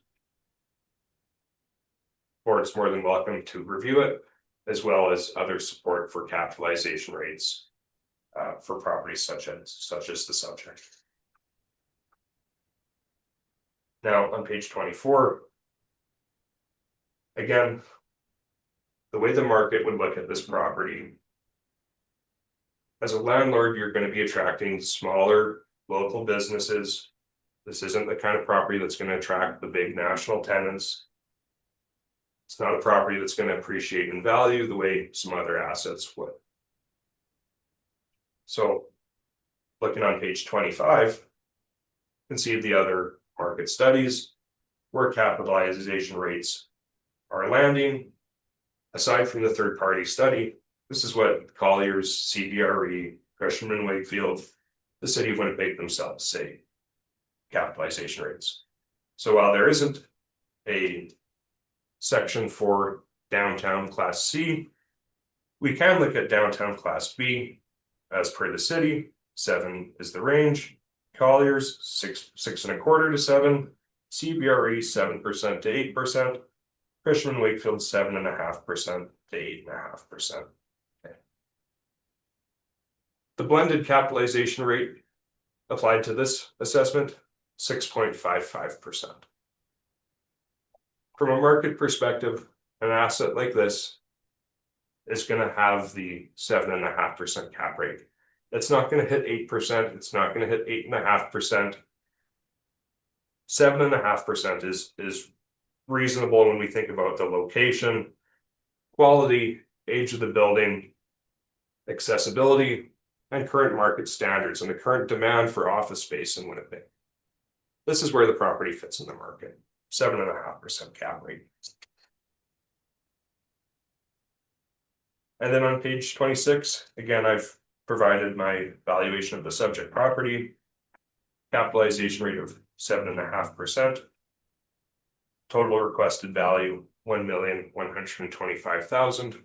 Respectfully, I would ask the board to revise the assessment as such. And with that, I would welcome any questions. Thank you very much. Thank you.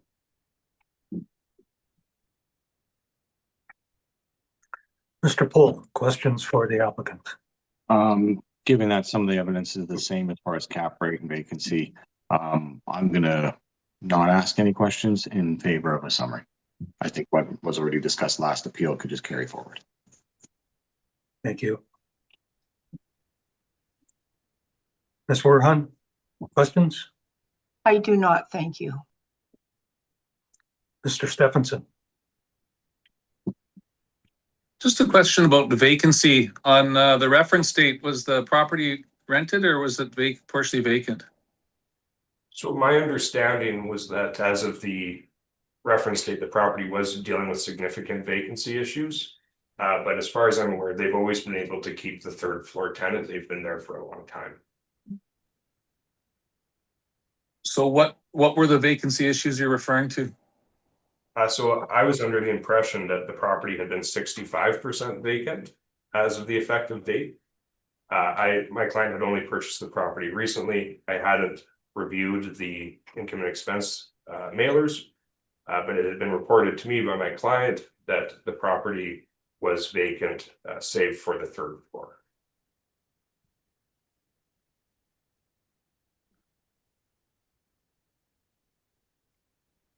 Okay, I was just looking at the two leases in place with Princeton Research Corp and McDonald Youth Services provided by the city on the income and expense statement.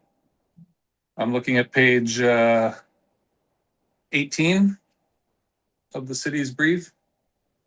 Just there's leases that go to 2025 and 2024 there, but I was just trying to confirm what that covers within the building.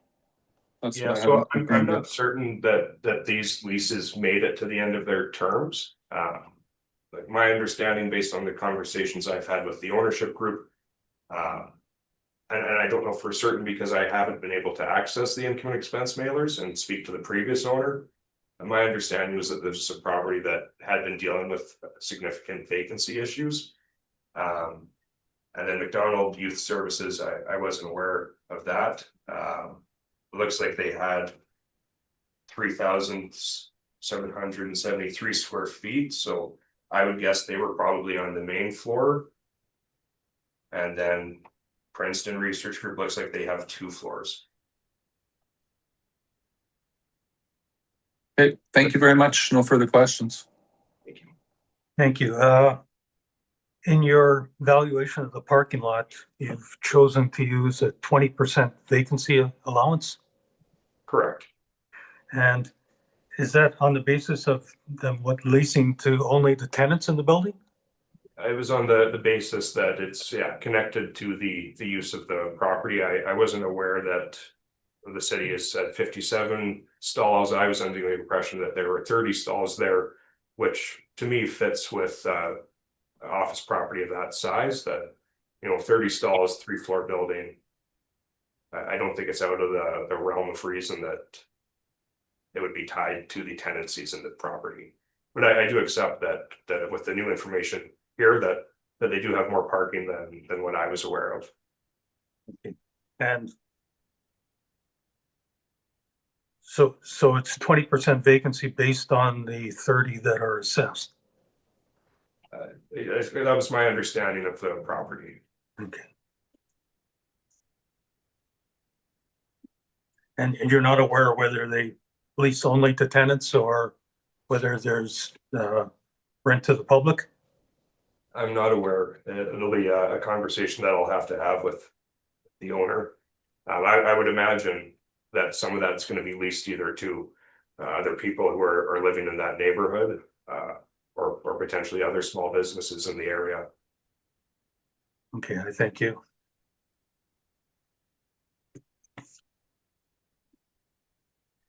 Mr. Paul, summary, please. I reviewed the property in full as far as I can for board revision level. I looked at the INEs. 3 years leading up to the reference date, I saw no vacancy.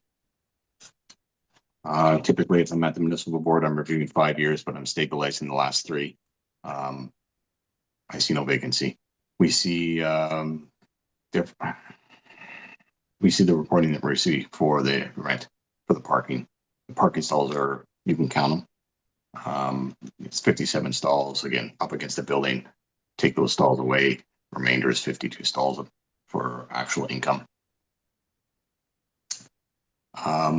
we're doing on a fee simple basis what the market would be for those stalls and what the rent would be for the building. One of the things I did look at is, given the regularity and how they're reporting the parking, I went back and I visually looked through our aerial tool every 2 years back from the reference date. So a total of I believe it was 10 years. 1 year I didn't have.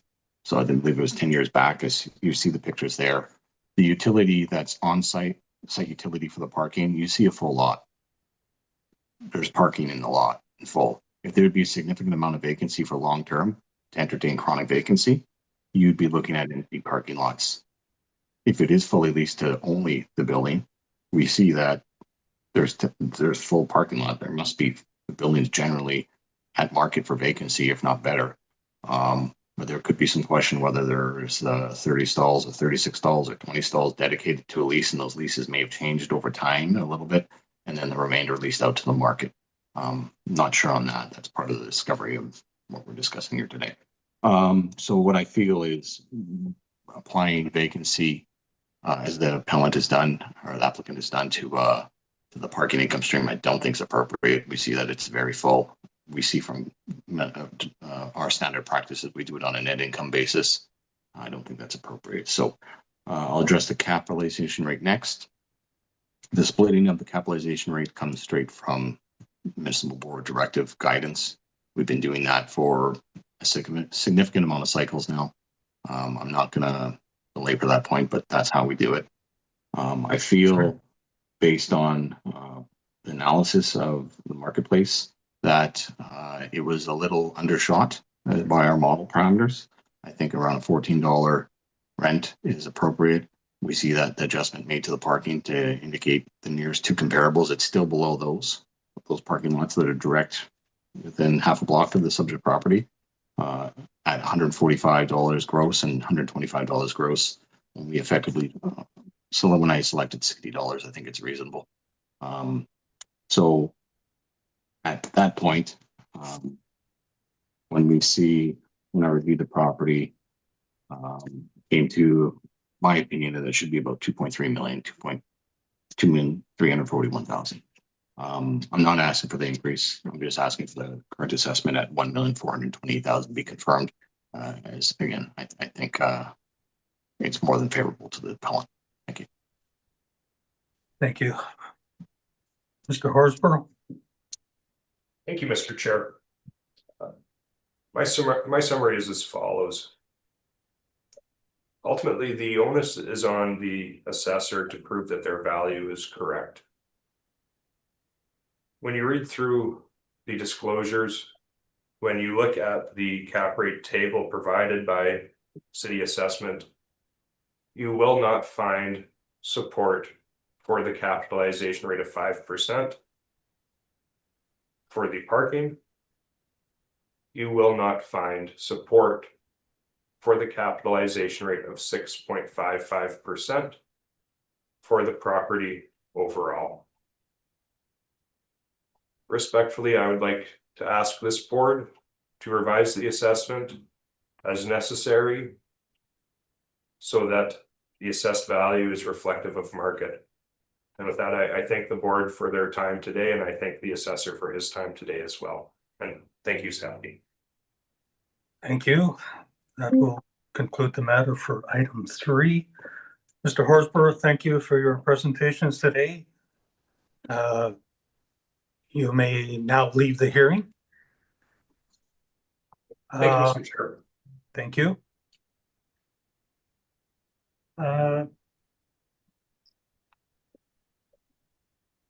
Ms. Caulfield, we have item 1 to deal with, 3303 Portage Avenue.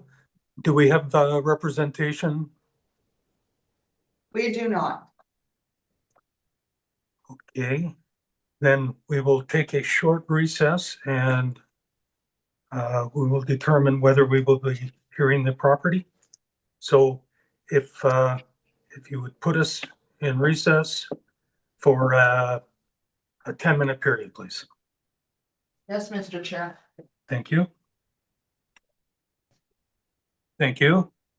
I'll call the hearing back to order. While we're in recess, we're also in camera. We discussed the Item number 1, 3303 Portage Avenue, and we have decided to hear the property in the absence of the applicant.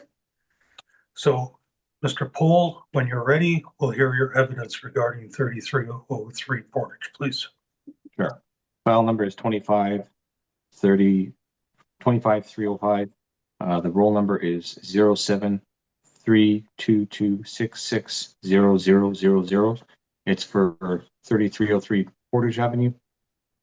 The 2026 assessment is for $984,000. The building was built in 1969. The leasable area is 88,795 square feet. If you look on the next page, on page 2, the sale history, there was a post-reference sale. So the ownership did change. I'm referencing that, not that I put in any way to the sale. Obviously, that's post-reference. I did investigate it. But on the upper line where we see the reported request for income, there was no response to the 2022 income expense mailer request. And that most likely is because of the changing of ownership. So that's why there's no 2022. There is a 2021. Switch to that now. That starts on page 16. So yeah, highlighted in yellow. We don't have 2022 INE, but we do have the last year that was reported, which was 2021. So they didn't fill out the INE, but they did provide the financials. Looking at this property, we see the first 2 lines. They're reporting over 33,000 in vacancy. The remainder is 67,800. I believe it's a little fuzzy to read, but so roughly you're having a PGI potentially for around 100,000. But my understanding there was long-term vacancy as far as the upper floor goes in this property. So I'm not going to get through all the financials. Other than their NOI at the bottom, if you look at it, it is obviously significantly impacted by about 1/3 of the income missing. So with a limited amount of to go from, we'll go through the brief. So on page 3, it's a photo of the property. Again, it's an OFS. Not downtown, obviously quite a ways out on Portage. Yeah, the west end of Portage. And we see from the ledger on page 4 what we have as far as tenancies. We do see that there are some spaces that are vacant at the bottom. How that will correlate now at the reference point. We look on page 11. Look at the photo location. So on Parkdale, or Kitty, bordering one side of Parkdale and one side of obviously Portage. Page 12 is the rearage of the building. I would consider this below average. If you're just looking at the property, I don't see it as a average or even above average in the state that it's in. Looks like it's a bit below average property. There is a retail component throughout the main floor. You have body piercing for one tenancy. You have a salon for one tenancy, and you have a coffee restaurant shop tenancy. And then the upper floor, I believe, was office. Look back at the page 13, any permit work that was regarding property. There was one property that had a significant renovation work in a physical state, in its current state, as of January 1st, 2016. It does look like there was work being done on the building. Don't know if it's finished yet or not, but I'll leave that alone. I have to check to see. I'm going to value it as it's in its lesser than state, then adjust for the permit work that's here. So those are the permits that we see.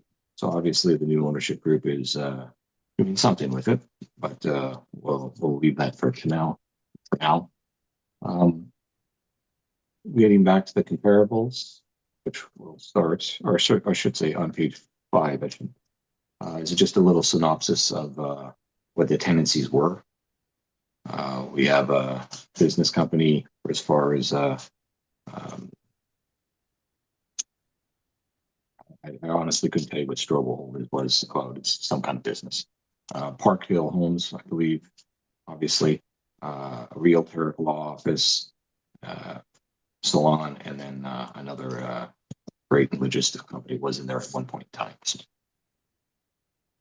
realistically, though, page 7 is our OFS comparables. We have 100 comparables throughout the city. An OFS is catch-all. There's a high degree of variance within it, so you do have to be a bit subjective. You can even look at the subject property and see what it is. Our average weighted and median is approximately $15 a square foot. When I'm looking at this property, I don't believe it's that high. So when I'm looking at it, I'm expecting like the upper floor $10 to $12 a square foot in the state that it was in. Main floor retail, a little bit more than that. Retail is usually a little more. The area that it's in, I expect between $12 and $15 a square foot, depending on the tenancy and up the retail. But we do see some comparables highlighted in yellow: comparable 10, comparable 99, comparable 100, which are at on Portage. One is on Roblin, and one about a little closer to downtown on Portage. So we do see that, you know, it's in around that $14 to $11 rate. So from that point, I'll move on to what the property was modeled at. We see for 8,795 square feet, we have an average rate of $11.14. That's right about where I would think it would be, the lower end of the range. It is a lower end property. It is where it is on Portage. So $11.14, I do feel is fairly reasonable. Not considering anything that happened after purchase. Although, you know, if there's subs coming, we'll deal with it at that point, but I'm not investigating that at that point. We do have a higher vacancy put on this property, that there was some. Again, second floor, we have it at 20%. So we have adjusted for that. That leads to effective gross income of $78,398. Expenses at 3%, shortfall at $8, produces a net operating income of $61,974, and a cap at 6.3 gives us our value at $984,000. And again, reason why I think that is more or less, Dave, if you look from the top down, if you look at the potential rent, we have it modeled at about $98,000. If you go back and you look at what the vacancy loss under contract was, at around 33 or so thousand, plus the 60-some thousand, 60-some thousand, you're right, basically right there from what contract was, when you account for the vacancy loss. So I think starting rent is okay, and then it just moved down parameters. We made an adjustment for vacancy loss, or vacancy rate, I should say, 1%. So I do think that's appropriate for value for this property. And with that, open questions if there's any. Thank you. Ms. Warren, questions? None at this time, thank you. Thank you. Mr. Stephenson? No questions, thank you. I just had one question. The basement leasable? Pardon me? Leasable basement areas, are those offices or storage, or do you know? I don't know. Honestly, I don't know. I couldn't tell you.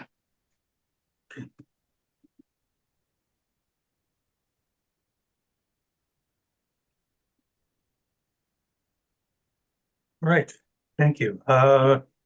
Desire for summation, Mr. Poole? Oh, that's okay. I thank you. Okay, thank you for your presentations today.